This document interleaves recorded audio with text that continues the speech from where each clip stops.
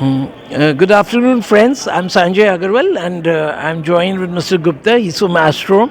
So this company, they're exhibiting here in the exhibited area for DevSet 2024. So DevSet is a 3-day event, 7th, 8th, 9th of February 2024. This is a second edition. It has been inaugurated today morning by the Chief of Defence Staff, and we had the Australian High Commissioner, because Australia, as he told us, they are quite ahead in the space industry. So it's over to Mr. Gupta. So we'd like to know about your. Introduce yourself, sir. Hi, my name is Rajiv Gupta. I'm basically from the telecom and IT industry for about 3 decades or 3.5 decades, and currently my association is with Astrom, wherein I'm helping them expand their business across the terrestrial and the satellite domain of products. Now, Astrom is very unique in Indian sense because it's one of the few companies that the Honorable Prime Minister mentioned during his visit to the US, and is one of the startups in deep tech area in the millimeter band wave, which is E band for terrestrial and from KU going up to W band on the SAT terminal perspective. We are already engaging with Department of Telecom, Indian Army, Indian Navy, and other forces with our unique products, which are purely Atmanirbhar, made in India. It's for the first time that technology in this space has been developed in country, and to the extent that even countries like US are looking forward to us to take the technology and products from India to US, and that's been a real plus from the company's perspective. To give you slightly more perspective about the products, on the terrestrial side we have a product called Giga Mesh. On the SAT side we have a product called Giga Sat, and as the word goes, Giga is basically supposedly to ensure gigabit transfer rate of data on the wireless medium. That's the basis of the company, using millimeter wave. Now, E-band is 71 to 76 and 81 to 86 gigahertz, very high-end frequencies. There we have developed some very patented features, uniquely for the world for the first time. One of them is auto alignment of the beam itself. Second is point to multi-point capability in E-band, which nobody else can do, and the kind of distances we are approaching with a single unit system. That means both the antenna and the radio is combined in a single system. That's a very big plus, and it's flat bedded, very unique. Similarly, on the satellite side, again it's a flat bedded terminal. It has beamforming capabilities, it has a phased array antenna, and these are the features which give it the unique perspective in the Indian context, because nobody else has been doing it, and even uniquely in the world context, we are among the first one to get it done with, right? And we look forward to taking more and more products in the same product lines, and there is a development process over the next 2 years to come up with far more superior products in the same range. And that's really great. I just wanted to know, with Chandrayaan landing, Chandrayaan 3, the ISRO chairman, incidentally, doesn't. We thought we'll be meeting him today, but he wasn't there. He has occupied.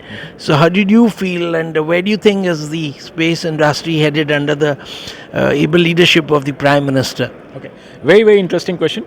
Two things. I mean, India is known for its software prowess globally, right? In software, we still not have been really great at creating products. We have been very good at servicing, and we have been very good at ensuring problem solving, opportunity creation, those kind. But in space, for the first time, India is in a unique perspective where, from an ideation stage to creating a product, designing a product, manufacturing it, and not only manufacturing, then setting it up in the space using satellites, the spacecrafts, and then putting it up on the set there and managing it, giving ground terminals, giving AI thereafter to manage the results and provide end results to the end user.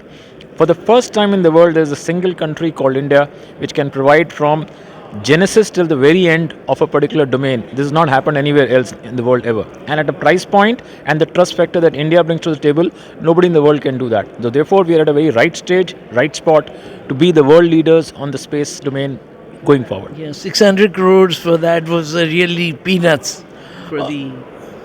See, as I said, I mean, as they say, I mean, there is no end limit to what can be done in this sector. So therefore, the amount of money that will be required to handle startups like us and other companies in our same peer domain to grow would definitely need much more zeros to that number. But we welcome any step taken in that power. And we just want to know your association with the SATCOM Industry Association. So how do you feel to be part of this? I think an organization is always required when there are multiple entities trying to operate in a single domain, and they also need support from both the industry side and from the government side. So I believe SIA is doing a brilliant job in putting together such a kind of a consortium of companies put together an association. I think it'll grow from strength to strength with events like this and networking that it provides and the voices that it can reach out both between user group and the production group. Really brilliant. Wonderful. And we just wanted to lastly also talk about your, you said you've been in this industry 30 years. So where did your education from? Well, I'm an engineer from Dhapur Institute way back in '89, so it's Patiala. Patiala, that's Wonderful. right. So it's about nearly 35 years, and though I'm was on the corporate side till 2005, my last position was to head the CDMA handset business for Nokia. And since 2005, I call myself a rolling entrepreneur. And of late, in the last few years, I've been working with startups to help drive business opportunities for them. And that's where my association with Astrom has come up. That's wonderful, and thank you, Mr. Gupta, for speaking to us. This is Sanjay Agarwal. I'm signing off, and we wish that this exhibition area, maximum people who are watching the video, if they're not able to attend the sessions, also, they should come in large numbers here on the 7th and the 8th or the 9th February, because this is where you'll learn a lot of things, and you'll take back stuff when it'll help the people who are in academics, who are in the industry. So, because the exhibitor area is in the Manekshaw Center, it's in the basement. So don't miss it out. Come over here and do visit these stalls. Thank you.